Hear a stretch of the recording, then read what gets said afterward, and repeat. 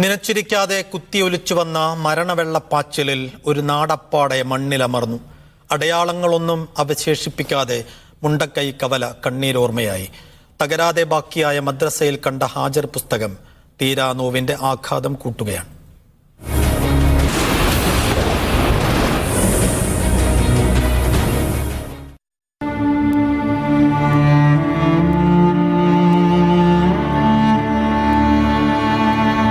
ഇതിപ്പോൾ 2ാം ക്ലാസ്സിന്റെ ഹാജർ പട്ടികയാണ്.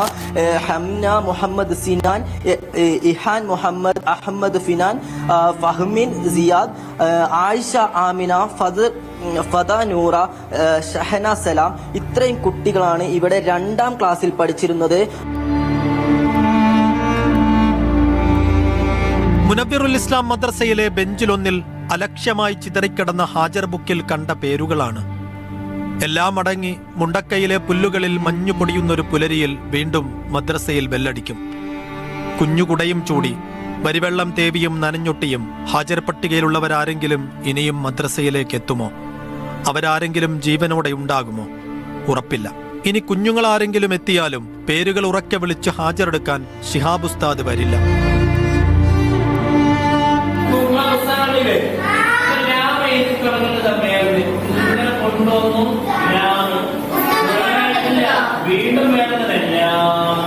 മൂപ്പര് വന്നിട്ട് രക്ഷിക്കാൻ വേണ്ടി പോയതാണ്. പള്ളിയിൽ നിന്ന് അവിടെ മൂപ്പരും മരണപ്പെട്ടു.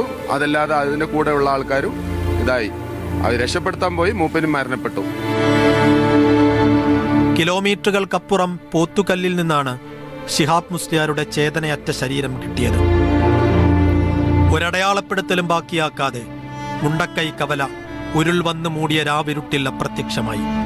അവിടെ കടകൾ നടത്തിയിരുന്നവർ, വൈകുന്നേരം തമാശ പറഞ്ഞിരുന്നവർ, അനേകം മനുഷ്യർ ആ നാടിനൊപ്പം ഓർമ്മകളുടെ മണ്ണടരുകളിലേക്ക് ആണ്ടുപോയി.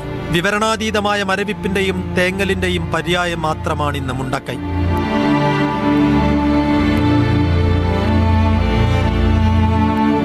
മുനവ്വിറുൽ ഇസ്ലാം മദ്രസയിലെ ഹാജർ പട്ടിക പോലെ മൂകതയും ശൂന്യതയും നിറഞ്ഞൊരു കോടമഞ്ഞിപ്പോഴും മുണ്ടക്കൈയെ മൂടി നിൽപ്പുണ്ട്. ഒരു വെയിലിനും ഒരു വേനലിനും മായ്ച്ചു കളയാൻ കഴിയാത്ത തീരാ നോവിന്റെ കോടമഞ്ഞ്.